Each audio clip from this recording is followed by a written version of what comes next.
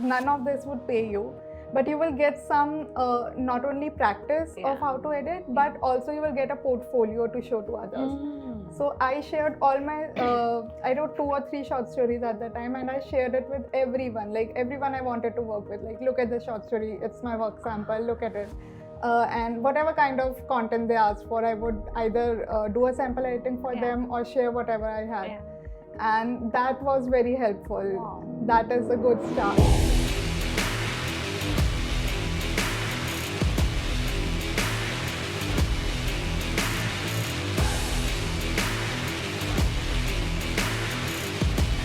Hello all, welcome back to another episode of The Next Show with Naghma, and I'm your host Naghma, and today with me I have an expert in her field, an editor.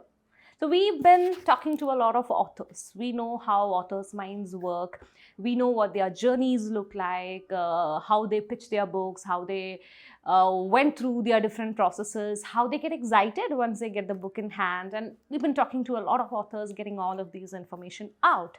But this industry, getting your book out there, publish it, distributing it, getting it out to a reader has a lot of other things. One of the biggest part in that is editing a book. We don't even know how important it is. I personally don't know. I mean, I know a little here and there. But then, do everybody know how important editing is? So today we have as a guest with us, Falguni, who's known as one of the best editors in the field today. So Falguni, welcome to the show. That's very kind of you to say that, Naghma. I'm very happy and excited to be here. Thank you so much for inviting me. My pleasure. And I would love to share my journey and my experiences as an editor with you and with everyone over here. Amazing. So normally, I keep asking authors what inspired them to write. What do they keep writing about? What their writing journey looked like? I don't know what to ask to an editor. How did you what inspired you to start editing others' work? I mean, I don't know. So you tell me, how did you end up choosing this profession? So for me, it was quite an accidental choice, rather a choice on, on a whim kind of thing. So my background is in commerce. I did my BCom honors from Delhi University, and then I was placed at an auditing firm, one of the big fours. And 9 months in, and I was like, no, this is not working out for me. 3 years wasted. Yeah, it was. Yeah. So I didn't know what to do, but I did know that I wanted to start working with books in some way or the other. You've always been a reader, right? Yes, I have always been a reader. I used to read in my cab ride to the office. Which was like Delhi to Gurgaon, 1.5 or 2 hours of journey. So that's when I used to read, and I knew that something in publishing industry was what was meant for me, but not exactly what or how. I have no background, no friends who have similar background. So I just decided to do something about it. I started with freelancing. I had already resigned from my job. Oh, wow. And before you even figured what you want to do. Oh, that's crazy. Yeah. So it's like I resigned in January. The notice period lasted till March, March end. And that was right around the time when COVID started. So my last working week was the first lockdown week also. And I didn't know what to do.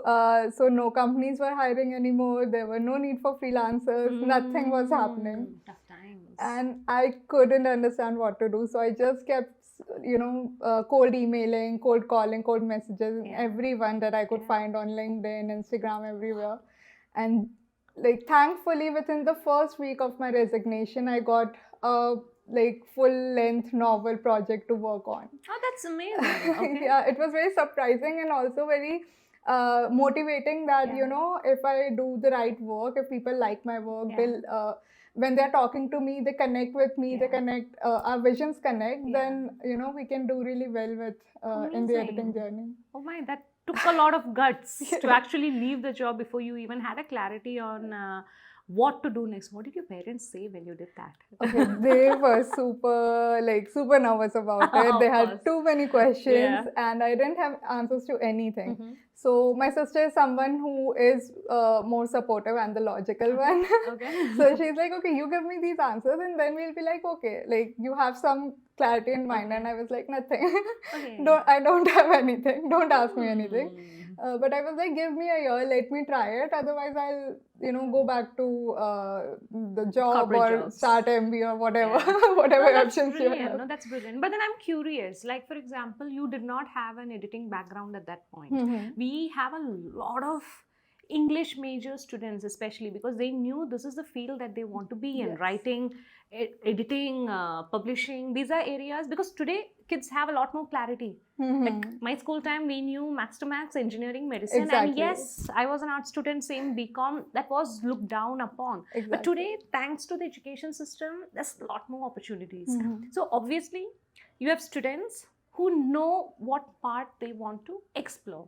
But where to start from? So when you got your first novel for editing as a project, what helped you? Like, how did a person trust you with the job? Because you did not have a background. This is same exactly with our students, but at least they have an English major background. You did not have that. So what worked for you? So I have always been a reader. I had read a lot of books, and thankfully the first book I got was a thriller, which I had read a lot at that time, and had a lot to share with regards to what my experiences reading those books have been. So that was an add-on. It is obviously very beneficial for someone to have an English honors degree that I kind of regret now, that if I had known it back then, I might have done the same thing. So that is an absolutely plus point, but it doesn't stop you in any way if you do not have the degree. Because English as a language is something that everyone has access to. Everyone is using, whether it's spoken English or written English, in emails and everything. So you do have the access to the language, you do have the access to the novels that you read, to the kind of storytelling that's working or not working in the industry. So if you know that, if you understand that writing style, if you understand that basic grammar, of course, then it's a very good starting point for you. And apart from that, there are a lot of things that are considered as a style guide thing. So stylistic choices that an author makes or a publishing industry makes in their books. Those can be with regards to if you want to use a US or UK spellings, or what kind of formatting do you use, or how often do you use hyphens and M dash and N dash. So all these nitty-gritties are something that you can learn, and something that is very different in every writer's work. So you cannot be adamant on what works for you. You cannot stick to what you know. It needs to match with what the writer wants to tell. So it's very important to understand that writer's style, and once you get that sample, the first few pages of the book, you understand like if this is something you can align with, if this is something you can work on. And then that's where you start with. Interesting. So you mean to say it's okay not to have a specified degree, but how good does one person need to be in English language? Like, is a basic level communication skills and understanding of punctuations and spellings, is that enough, or do you have to be like amazing in English to even take up a career like this? I won't say you have to be amazing in English. You have to have a good level of understanding of the language in a way that if you're trying to edit a story or write a story, then your reader should be able to understand it. So that is one thing. And the second thing comes down to storytelling. The writer might have written a story, but you need, as an editor, need to ensure that it's a storytelling way, there's some, what do you call it? There are the hooks and twists coming up, that the character arc is making sense, that the plot arc is making sense.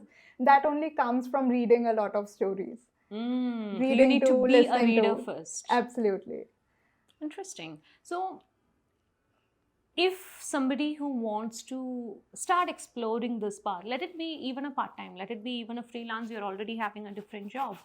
If they have to start somewhere, where should they start? Given that some basic things, they're already a reader, they have basic English language skills and all of that, but then if they want to start exploring editing, how would you guide them? Where should they go and start with? First of all, editing, getting directly novels and books is a really tough, a tough journey. So what I did was, when I was in my notice period, I started editing some articles and blogs for other people. So anyone I could find, any friend, anyone who had a blog, I was like, let me edit it. And I kept editing those. Like I would have edited around hundreds of those articles, different genres. Some were fictional, some were non-fiction, tech related, whatever I could find. I started editing those. I started writing my own blogs. To give get the idea of how I can write, how I can put in my thoughts, how to structure the content, and then write short stories or novel, whatever suits you. I'm more of a short story person when it comes to writing. So write those stories. What happens is none of this would pay you, but you will get some not only practice of how to edit, but also you will get a portfolio to show to others. So I shared all my, I wrote 2 or 3 short stories at that time, and I shared it with everyone, like everyone I wanted to work with. Like, look at this short story, it's my work sample, look at it. And whatever kind of content they asked for, I would either do a sample editing for them or share whatever I had. And that was very helpful. That is a good start. And then eventually you can, there are a lot of Wattpad writers, then there are writers who just share on their website or blogs, or so you can gradually move on to the fictional and more long form content. Interesting. So, okay, thank you for sharing that. But I still have queries on the technicalities, because I understand there are different types of editing. There are different technicalities to editing, different levels in editing. So I can still understand English. I can try editing a lot of sample works. I can do all of that. But then if I have to learn the process, the techniques of editing, where do I go? Are there courses, or are there people who teaches others on how to do these processes? Like, how was your journey like? So I did a course from IGNOU, which is called PG Diploma in Book Publishing. So that one gives you an overall image of how not editing, but also how the entire book publishing process works. From your typing to printing to editing to marketing, it covers all these areas and gives you a great big picture of the process. Then there are some courses by Bound, and there are a lot of short-term courses that many individual publishers or people provide. So that is all very accessible. Then there are courses on Udemy, YouTube, Skillset, all of these areas. I personally liked one by Brandon Sanderson. I've heard of this. Yes, he's a fantasy writer. And he has uploaded an entire series of how to write a fantasy, how to make sure your characters are good, your plot is good, all the tiny parts of writing. So that is a really great course for all the writers as well as editors. I've had a lot of people referring to that. I've heard people telling about it. Yes, so that is amazing. It's available on YouTube. And there are some by Reedsy. And there are many, even NBT India also is doing courses now, right? So there are many places that you can reach out to. There are courses available for free or at a very affordable rate. So I think you should be open to checking out those courses. They can be like 5-7 minutes long, 2 hour and 1.5 hour long. So you just get to have that knowledge from different people, from different areas and backgrounds and different niches and genres. So that is very helpful. But for a prescribed course, there are the one that I have heard of are from NBT, Bound, and IGNOU. So IGNOU's the PGDM means, is it like a 1 year full-time course? It's not a full-time. It's you can do it online, and then you just have to go and give exams and submit your assignment. And NBT is a 3-month. I'm not sure about the time. And Bound also, I keep seeing the courses. Okay, these are good references. Okay, good. We should definitely explore that. So once now you've certified, you started with your editing, how does the process look like for you? Can you take us through the technicalities? What are the different types of editing? What do you look at in each editing? And if I have questions in between, I'll keep stopping you. Definitely. So there are mainly 3 types of editing. One is developmental or structural editing, or comprehensive editing, multiple names, same thing. Then we have line editing and copy editing. And the last one is called proofreading. So these are the 3 levels of the kind of intervention that the editor takes into working on the book. Okay. So, for example, in developmental editing, the editor is very much involved in the story structure, the plot structure, the character development, and all of these things. What kind of narrative voices used, what kind of POV is there, what is the theme of the book. So it's an editing at a bigger picture level. You are not just working on the sentences and the grammar, but you are working on the bigger picture of the story, how the reader would engage with the story, what would they take away from the story. So all of these things are discussed with the author, and then the edits are made accordingly. So how much of the author's story may change, or chances of changing during developmental editing? It depends. So we have a call to discuss like what kind of editing you're looking for and how much you want me to intervene. What is something that you don't want me to change as an editor. So they'll say that, you know, this is the character, he's supposed to be like this. If he's an asshole, he's supposed to be like that. So these kind of things are discussed in advance, and then when I'm working on the book, I see if, you know, this is the vision of the author, and do the story align with that vision? Do the characters align with that vision? If not, then how can we improve it? And even if you have a certain vision, can it be changed? Can it be enhanced for the reader to enjoy? So all of these things are discussed. So who does the changes? Is it you or the author? For me, I don't do a lot of rephrasing or rewriting part, because I think that the author's voice need to be maintained, and if they have a certain style of writing, the certain style of telling the story, it should be retained in the book. So I don't do the rewriting part, or if additional content has to be added, I don't do that. I just guide them, like, this is the area where you can add such and such scenes, or here you can improve the scene in a certain way. Maybe you can add certain kind of dialogue, certain kind of conversation. I guide the author in all these areas, and then they write it themselves and share it with me again. Nice, interesting. So how many times do you go back and forth? Generally, ideal number of times is 3. But I expected a minimum 10. Minimum is 3, but then we see if more edits or more revisions are required. So the process is, I can't go back to them every time a problem occurs or a gap occurs. So I go through some part of the book, say one part of 3 parts. And I go through everything. I add my queries and comments in the MS Word file, and then share it with them. Then they work on all those issues, and then they come back to me. Makes sense. So that reduces the number of times. So you mean to say, if it is 3 times, if it is a full book, you end up rereading the book 3 times? At least 9 to 10. So if I'm dividing the book in 3 parts, I read one part 3 times with each revision, then the second part 3 times, and the third part 3 times, and then there are 2 rounds of proofreading as well. Wow. So this is just the structural we were talking about. So now, after this process is done, there is line editing. You were telling. So what happens exactly in the line editing? So in line editing, our focus is on ensuring that whatever sentences that are written and the paragraphs that are written, they all make sense, they all flow in a way that is easy to read, and it allows a smooth reading process.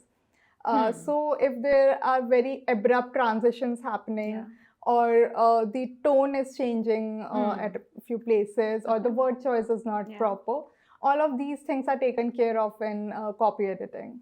Understood. And in proofreading, it's basically checking. Yes, every it's ensuring that everything is fine and perfect. Understood. Yes. So, as certain places that I'm still a little confused, or I want to dive in a little deeper. So now, I feel like the line between developmental and line editing is a little too thin. Because don't you see the sentence structure issue during developmental also? So as an editor, how much do you get into it during each stage separately? Okay, so for developmental, the main focus is only on the scenes and characters in the plot. Because I understand that there are going to be many changes, so I cannot dive deep into editing, because it will anyway be rephrased or rewritten. So at that point, I don't focus on if the grammar is correct or if the punctuation is correct. If that's something I missed out, it's missed out. I don't care.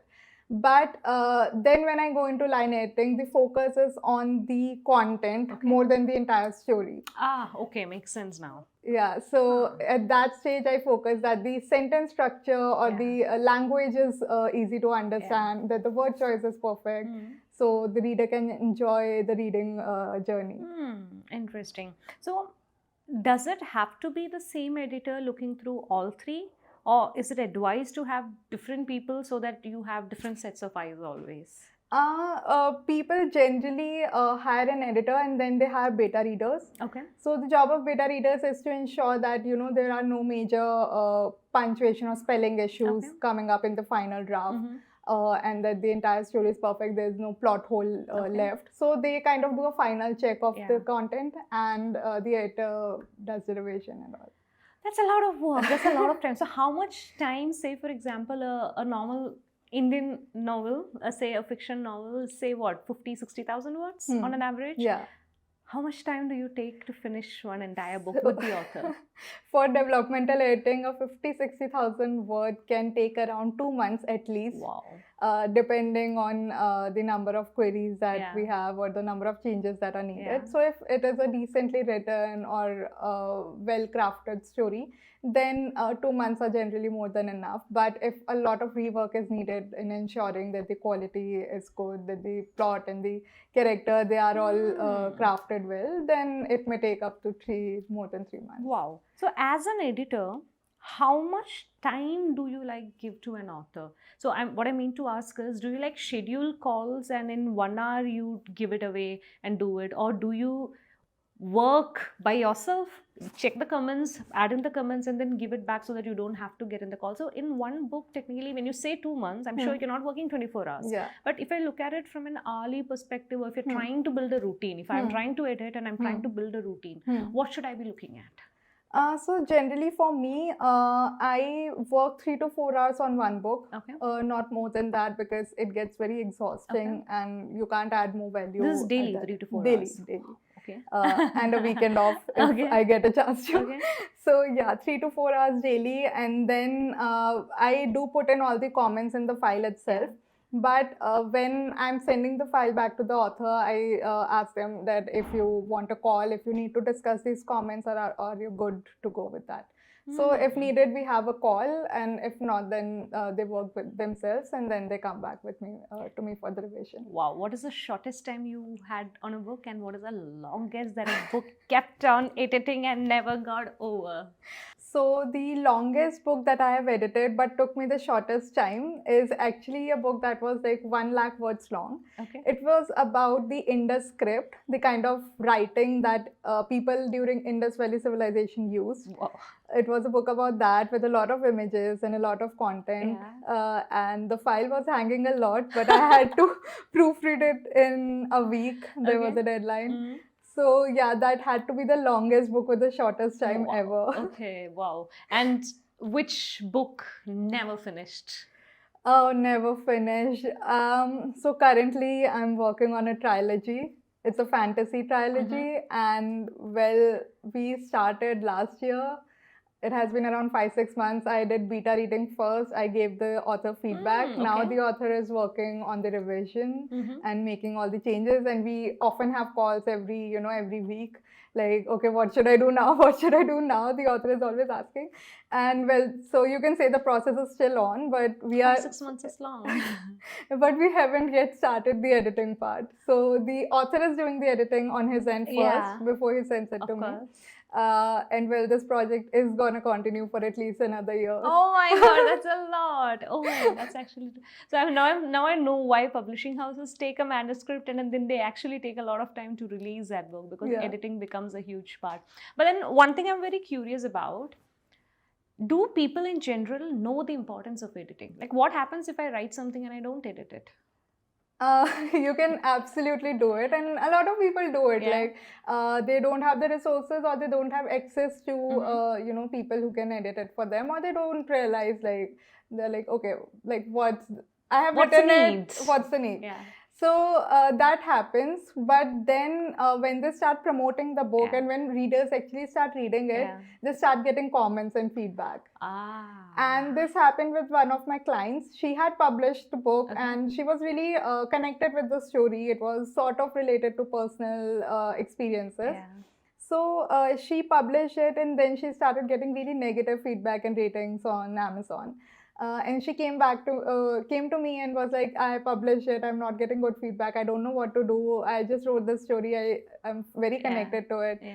And I took it, I edited it, and then she published it again, and now she's getting excellent reviews. Oh, that's good. Congratulations to you. Thanks to you. Oh, but that's brilliant. But in general, this is something that I want to understand also, because today we understand that from the big traditional publishing houses, Penguin, Harper, Simon, whoever you take, they have an in-house team for editing. And basically editing becomes part of the entire publishing deal.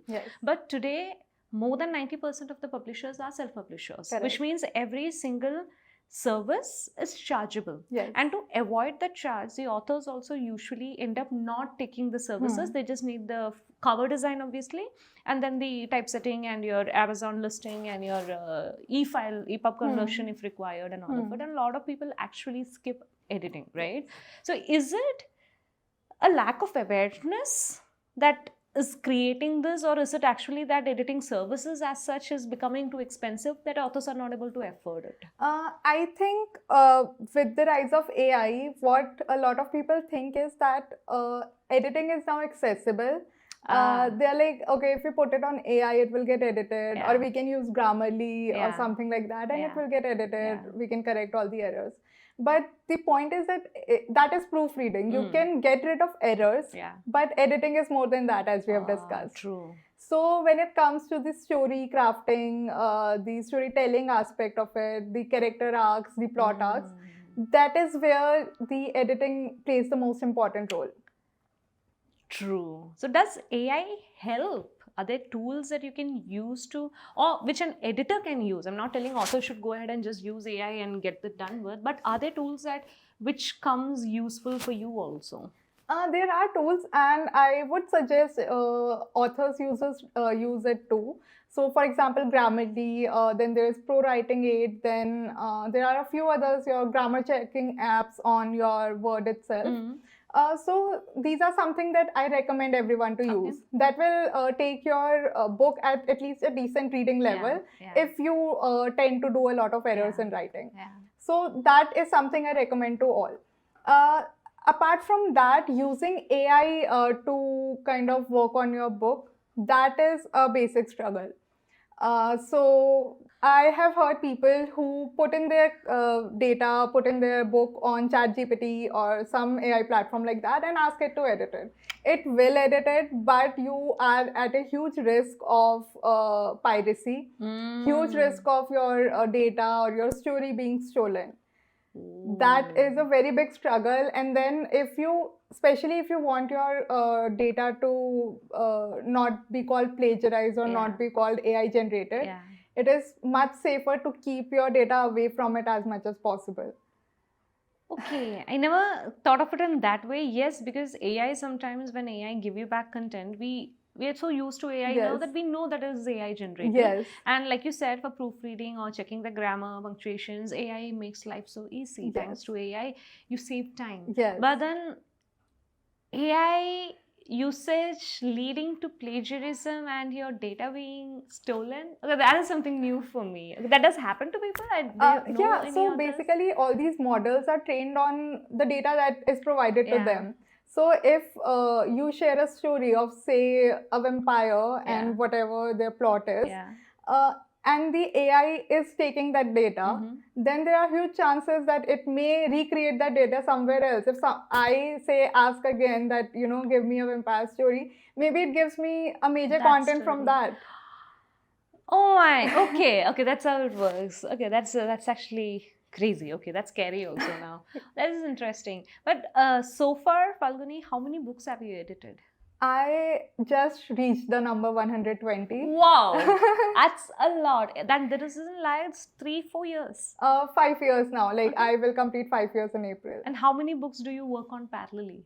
Around 2 Max 3, no more than that. But don't you get confused when you're working around with each different story? I hear this a lot, and I used to hear it even when I'm reading, like, how do you read 2-3 books at a time? And my only response is like, we do watch 2-3 shows at a time, and we don't get confused. There are different characters, there are different storylines. I can watch Friends and The Good Place and Brooklyn Nine-Nine all together. So it's exactly the same way. It's a different character. It's a different story. Everything is different. Yeah, reading I understand, because even I read multiple books. One time you're reading a very serious book, you need something light. So parallelly you're reading something light, so you're balanced. But when editing it's more in depth. Thinking about it, like, reading is my imagination, it's my relaxation. But when you're editing, it's a lot of concentration, a lot of effort, a lot of your brain also working along with it. But that's tough. Hats off to you if you're able to do more than 2. That's great. The most important part to be able to do that is to have a style guide. The style guide allows me to make all the comments about the book. So if there's something very specific that the author has mentioned, that this author's character is supposed to be like that, or these are the names of the characters, or say they are using US style or UK style of writing. So all these go into style guide. And that's when I have all these style guides of all the books I'm working on placed right in front of me, I can see which one I'm working on and what it needs, what special treatment it needs. I can't imagine the number of Word files on your laptop. There are too many. I have to keep it in proper folders, keep it organized. So do you have a team also, or everything that you do is by yourself? I do it all myself. I do have other colleagues who are in the same industry. They are editors, they are graphic designers, they are typesetters. So if need be, I do share the work with them, but I work alone. Wow, but you've always been a freelancer. Yes. So haven't you ever thought about getting into a big publishing house and doing the editing there? I have worked with a publishing house. It's Notion Press. I started working with them, but then I gradually decided that no, that's freelancing is what I want more. So I left that and continued freelancing. Wow, this is great. But where do you think the editing, I don't know if I can call it like an industry, but how many people are there? Like, how many people are there today sitting in editing books? Like, is it huge? Yes, there are a lot of people. I mean, if you are a bookstagrammer, you see that there are a lot of people who have put in book reviewer, editor in their bios. So there are a lot of people who do it, but it is not a very organized industry, especially with freelancers. No matter in what industry. So it's difficult to keep track of that. But yes, there are a lot of people and they produce some really quality work. Part where you told about how if it is a science fiction, you don't tend to take it for developmental. I want to a little bit deep dive into that section. So as editors, you definitely have your favorites. You have your genre that you like, you have topics that you like.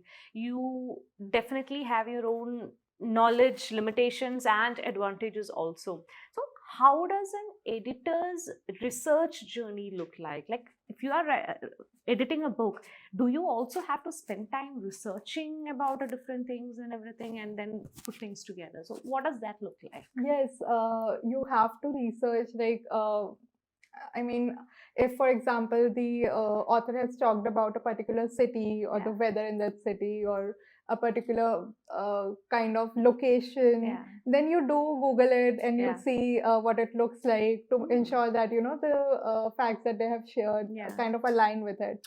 So it helps if, say, they have discussed about Mumbai or Delhi, where I have been born and brought up in. So it is easy to, relate with that and be like, okay, no, this is not true about this place. This kind of culture is not there. But even if it is like not somewhere you have been, you can research about it, especially in the major aspects where some facts are shared. Otherwise, I rely mostly on the author that, you have shared this. I think this should be like that. Let's discuss what we can do about that. How different is it editing a fiction and a non-fiction? It is very different. Like the research part is very high in non-fiction. So if they have shared, say, any technical terms or any kind of very industry specific content, then I have to find out what it is. I have to learn a little bit more about theme. So I worked on a book which is called Mastering Piping Design, which is like how the pipes, like the AC pipes and stuff like that works. So I had to do a little bit of research to understand like, okay, what is happening, what is this industry, and what are the main items or main terms that I use. It happens a lot with specific, scientific terms, like in normal terms, I would say kilometers or miles. But in those industry specific areas, whatever is relevant, whatever value is relevant, then I have to research about that. And of course, I can always trust the author with their insights. I can always rely on whatever they say. In at least non-fiction. Because they are the expert. Yeah, in that area. Amazing. But in fiction, we need to come to a common page. We need to understand that whatever they have written doesn't only make sense. It is in touch with reality, or it is kind of logical or factual.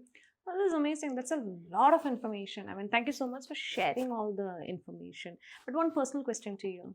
You've been editing other people's work. When are you planning to publish your book? So I recently published Mastering Writing Standards. That is kind of a customizable style guide template, the very template that I use, that I've shared with others so that they can also benefit from that.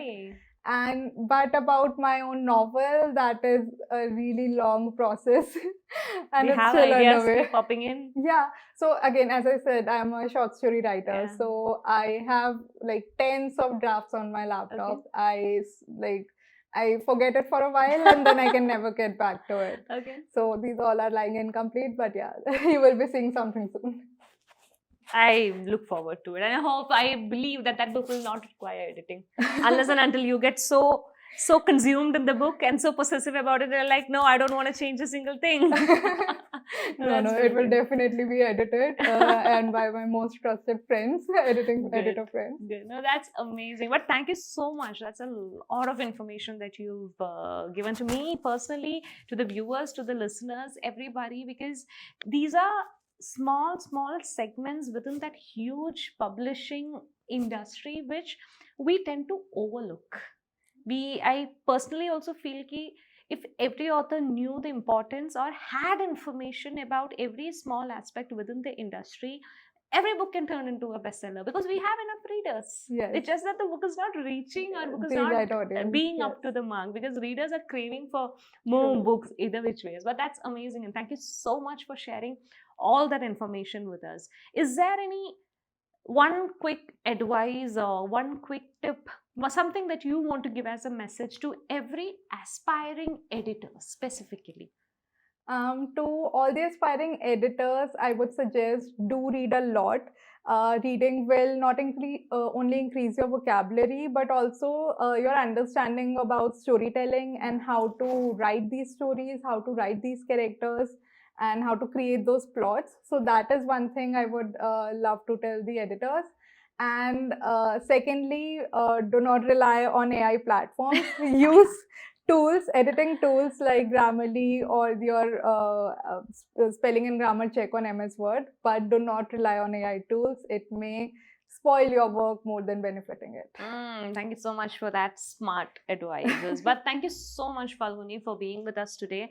We will see the reactions. If people need more information, then we are definitely inviting you again. But thank you so much for taking your time out from editing your 3 books, spending 12 hours in a day of work and coming all the way to have this conversation with us. It was a pleasure having you. Thank you so much for having me, and this is a very great platform, and I'm sure a lot of people will learn a lot of valuable things from all the guests that will be coming on the show. And do like, share and subscribe this podcast.